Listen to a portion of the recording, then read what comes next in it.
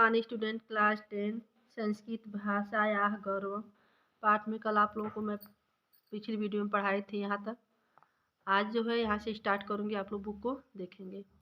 अस्याः भाषायाः साहित्यम सर्वथा सुविशालम विद्यते। अस्याः मतलब इस, भाषा मतलब भाषा का, साहित्य सर्वथा सब प्रकार से, सुविशालम सु मतलब अत्यंत, विशालम मतलब बड़ा, अविद्यते मीन्स है।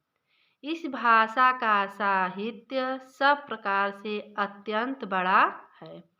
तत्र संस्कृत साहित्यम गद्य पद चंपू प्रकार त्रिधा विभज्यते। तत्र मतलब वहाँ, संस्कृत साहित्य का गद्य पद चंपू के भेद, त्रिधा मतलब तीन प्रकार से।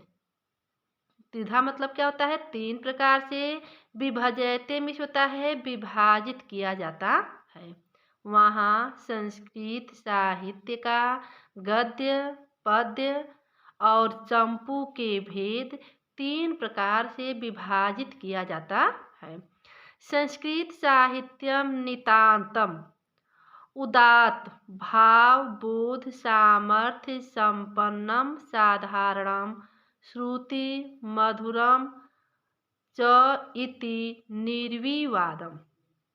संस्कृत साहित्य में नितांत मतलब अत्यंत, उत्तम भाव बोध उच्च भावों के ज्ञान की योग्यता, उच्च भावों के ज्ञान की योग्यता, सामर्थ्य संपन्न, साधारण और सुनने में मधुर है। निर्विवादम इस बात का या यह बात विवाद रहित है।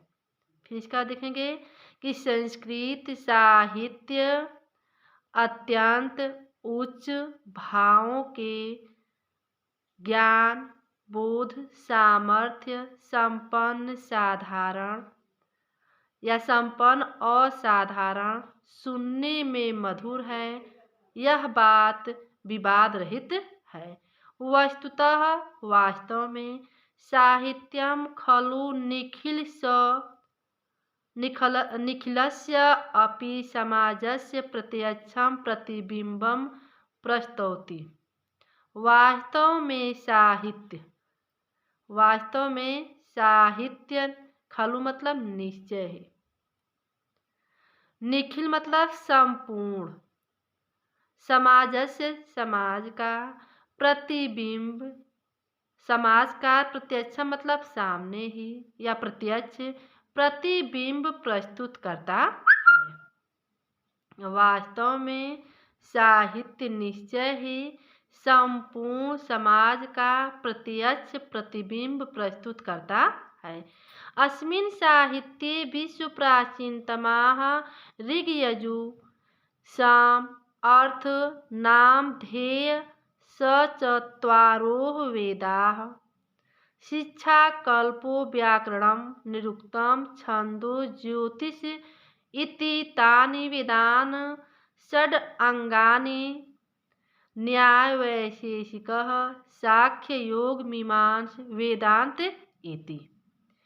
यहाँ से लेंगे इस साहित्य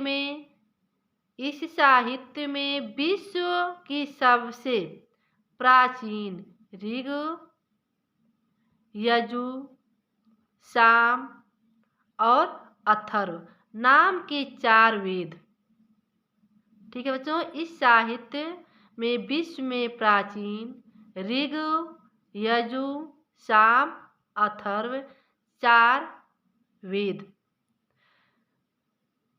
शिक्षा कल्प व्याकरण निरुक्त छंद ज्योतिष इति तानि ये सब वेदा नाम वेदों के षड अंगानि छह अंग, न्याय वैशेषिक सांख्य योग मीमांस वेदांत इति मतलब ऐसा। आस्तिक दर्शन शास्त्राणि ये आस्तिक दर्शन शास्त्र ए आस्तिक दर्शन शास्त्र चावार्क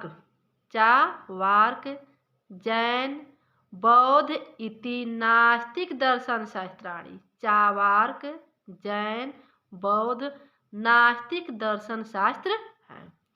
उपनिषद स्मृतयः सूत्राणि धर्मशास्त्राणि पुराणानि रामायणं महाभारत इत्यादयः ग्रन्थाः संस्कृतसाहित्यस्य ज्ञानरत्नं प्राचुर्यसमुद्घोषयन्ति। उपनिषद स्मृति या स्मृतियाँ, सूत्र, धर्मशास्त्र, पुराण, रामायण, महाभारत इत्यादि ग्रंथ संस्कृत साहित्य के ज्ञान रत्न की अधिकता को घोषित करते हैं।